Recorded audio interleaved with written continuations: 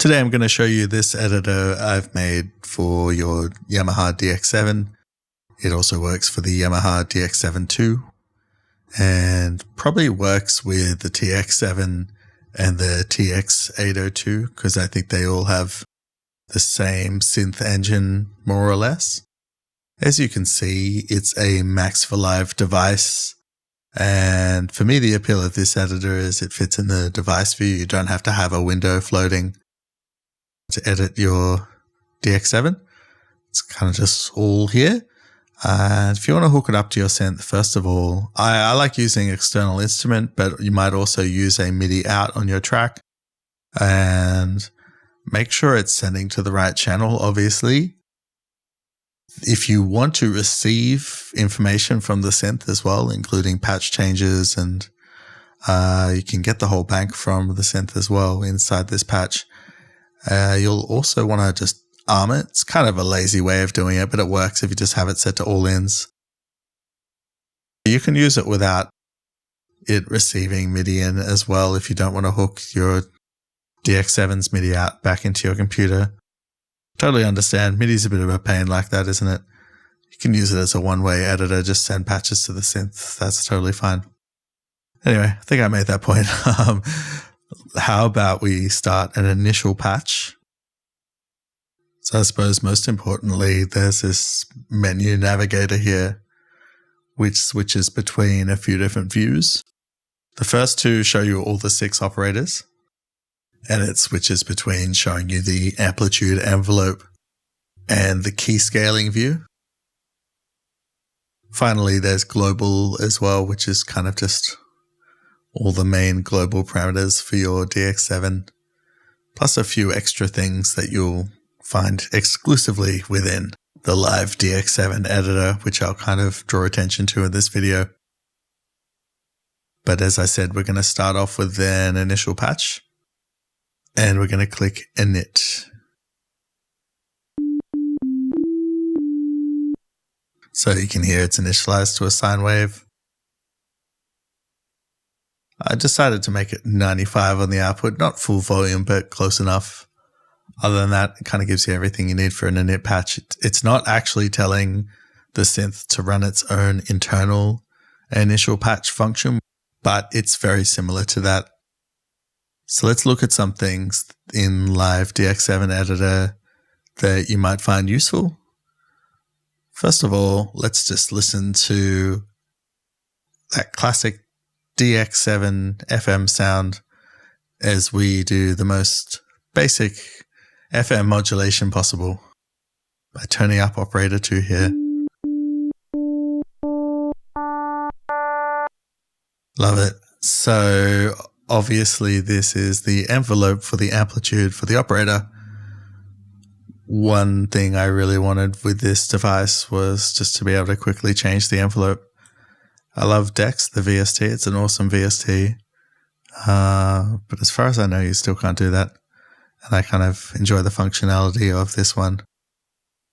The lines are a little bit jagged sometimes, but I don't know, gets the job done. Maybe I'm overthinking it. Anyway, let's just have a quick listen to this. So you can hear the sustain point is this one here. That's level 3. And this is level 4 down here, which for carrier operators, you pretty much always want on 0. It's very annoying when you leave it up here. Just endless sustaining notes. Don't really know why you'd want that.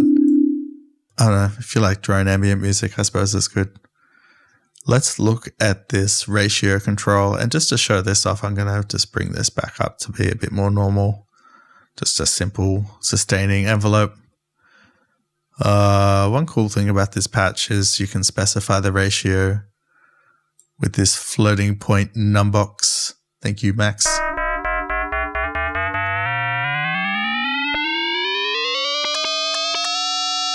And as you can hear, the coarse and fine controls are adjusting to compensate, creating a little click sometimes when the coarse moves around. But hey, that's the price you pay for convenience. Obviously, you can still move the coarse and fine controls. But yeah, I just thought that was quite handy. If you type a number in, like let's try 2.35, it'll try and get you as close as it can to that. Of course, there is fixed mode for the all operators, which basically means that it ignores whatever key you're playing on the keyboard and just plays a tone at a fixed frequency. In this case, 151 Hertz. Sometimes quite fun to have fixed tones when the others aren't fixed in a patch. It's especially good for transients and bell sounds. And you can see you've got your detune and rate scale controls. The rate scale is, if you don't know, the further up you play on the keyboard, the faster the envelope will be, depending on this control. So if it's on 6, you'll notice that higher notes are much faster. Or the envelope for those notes is much faster. There's an aftertouch control here. I've got to admit, I haven't really tested this one out much. I don't think my keyboard controller does aftertouch. The DX7II might have aftertouch built in. I don't know. It's not something I think about much. I hope I don't get in trouble for saying that. Obviously, velocity. It's great to have velocity tied to your operator's output. AMS is to do with the LFO. So the more AMS, the more the LFO modulates the amplitude of that operator. You can change the algorithm here, of course. It's got all the algorithms. It shows you how it's all hooked up. F means feedback. So if you have the feedback turned up, which is in global, there it is. Obviously, that means the feedback on operator 3. So operator 3 is feeding back here. Can try and have a listen to that. Let's see how that sounds. Yeah, that's how you get those really noisy, chaotic sounds. It's very FM-y. I love it. Okay, so you can zoom in and out on the envelopes a little bit as well. There's a limit to how much you can zoom in because I thought, I don't know, someone will probably get lost on the zoom level 9999. So we're just going to make it, I think it's like 7 levels. So really just because if you have really slow envelopes, they used to go way off screen and I'd be like, far out, I can't get that envelope dot. Okay, I think we've sort of covered all these. Oh, one little thing I put in was operator copy paste. I'm just going to reset this one. Hold on. Let's just make it an initial patch again. Let's make this 3 for the ratio. Let's put in some envelopes again. Now, what we can do is, first of all, let's set the detune down on these. Now we're going to copy operator 1 to operator 3 by clicking the OP1 text. That makes it the copied operator. Now, how do you paste? Well, hold Shift and then click the operator you want to paste into. The only reason the envelope looks different there, by the way, is the zoom level, which I guess does not reset on the initial patch. Maybe I'll fix that before I release it. Maybe not. Who knows? And then, of course, we want to copy operator 2 to operator 4. And we're going to make the detune +7 on these two.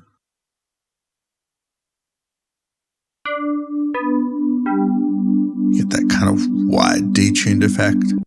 It's one thing I like about the DX7 compared to the 4 operator ones.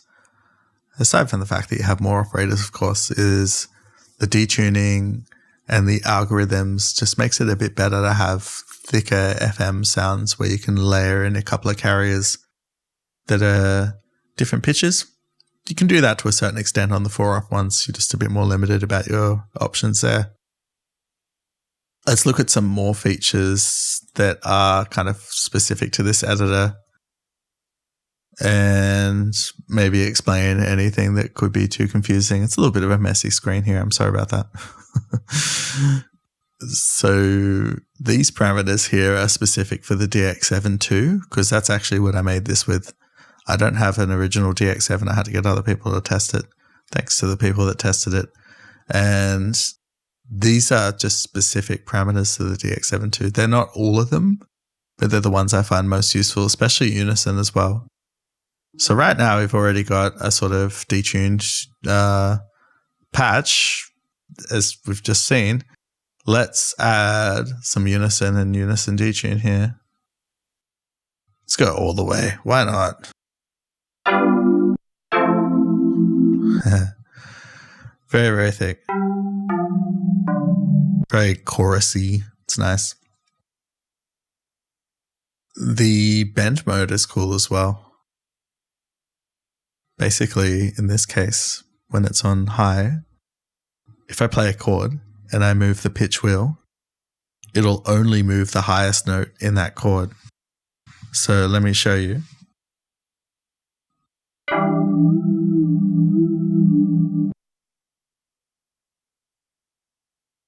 See how most of the chords stayed the same, but you could just hear one note moving. And that's the same for like lowest note in the chord. Key on, I haven't actually figured out yet. I'm sure it's really obvious. I just haven't played with it much. Let's look at some of these functions because they are pretty interesting. I think they really make programming FM a bit more experimental and spontaneous because the ratio is a very important part of the patch and the overall timbre of the FM sound. So let's just randomize the ratio. So let's just go for it with our current patch.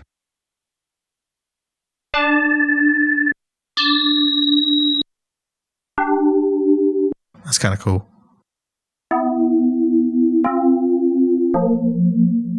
We can also randomize the level of the modulators. So I got it to look at which operators in the algorithm are modulators, and then we can just change the level of them. It kind of just jitters the values, so it doesn't give you a completely random value. It just shifts it up or down a little bit. So it sounds like it got a bit brighter then, a bit softer. It'd be nice if I could show you this other page simultaneously. How about I just press the button and you can tell me if you saw things change. Yeah, that one changed. So that's cool. When you do random ratio as well, you probably saw the root was changing to adjust for that. That's cool. Very like ravey. Add some distortion to that for sure.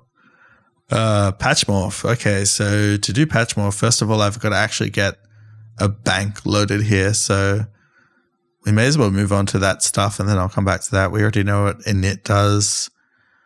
Okay, when I press bank, assuming that my DX7 is also hooked up to come back into this, it'll ask my DX7, what are the patches you've got loaded into the current bank?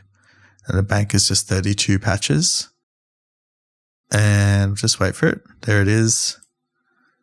Here's everything I have loaded. Some are custom, some are from libraries. Well, I never noticed it said that before. I don't usually look at the synth when I'm using this. But anyway, let's just load a patch. So let's just try this one.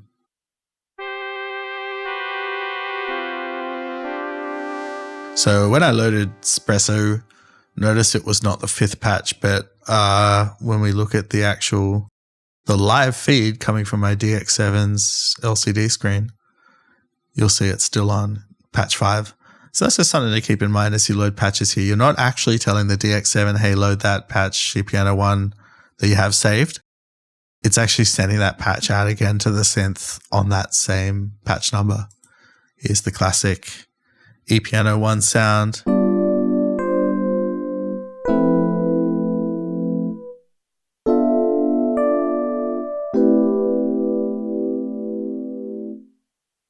As for Morph, let's go back to Morph now. What it does is it picks a random patch, grabs a random operator from it, and then it picks another random patch and grabs another random operator. I think sometimes it grabs pairs of operators carriers as well. And it'll make a new mutant patch, which, you know, sometimes they work. It's really fun if you're messing around making weird sound effects and stuff as well. Let's just try it. Let's hit Morph.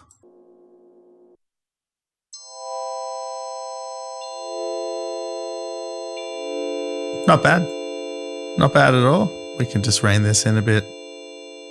Once again, those release times are really long. I don't mind a long release time, but sometimes it's just too long.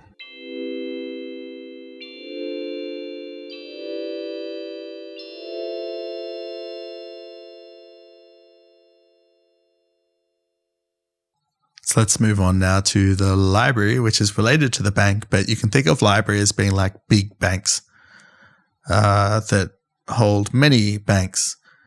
By default, I've shipped all the original DX7 patches. That's probably legal, isn't it? I don't know. Please go easy on me, Yamaha. So if you don't have the ePiano patch, guess what? Here it is, ePiano 1. Let's go back to it. Love it.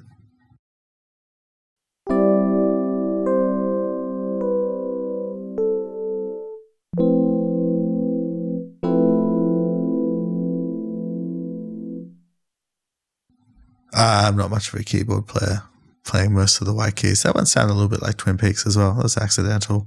Okay, let's focus. You can build libraries which are made up of many, many patches. I haven't tested the limit, but theoretically it should be like, I don't know, thousands if you want. Don't know if this menu can handle it, but give it a go. You can add whole banks into your library, or you can just add a single patch from the bank into the library, and then you can save these libraries. It's all saved and loaded as JSON. The patch should safely force you to save and load as that format, but just keep that in mind. You can remove individual elements from the library with this button here, or you can clear the whole library. Doesn't delete the library, it just kind of lets you create a new one for now. So if you have your library saved, the clear button's not going to affect anything. Device number is actually very important. Now, by default, it loads to 1. My understanding of this is that if you have the original DX7, you need the device number on 1. If you have a DX7II or one of the later versions of the DX7, you can set the device number on the synth. Make sure the device number here matches your synth. So, you know, you can see I've got my DX7 as channel 7 for receiving notes and sysx, but the device number seems to be something that's a bit different. I guess it allows you to transmit and receive sysx messages on different channels, which the very first DX7 didn't really let you do, and that's why you have to keep it fixed to 1. I don't know, maybe you've got multiple DX7s and this is useful to you. Finally, I should probably just show you this little control here that changes the envelopes to just the parameter view here. We can move these around. The key scale currently, if you want to change between linear and exponential, just click the line and then you can move it up like that and it keeps it exponential. I will add parameter controls for the key scale stuff as well, like this. I just can't really be bothered right now. I feel like the graph works just fine. Let me know if you really can't wait for that feature. I'll also just make one last point, I suppose, that if I change the patch on my DX7 manually by pressing a button, it'll send that patch into the device here because I've got it armed. So let's look at that. And then I think that's pretty much everything.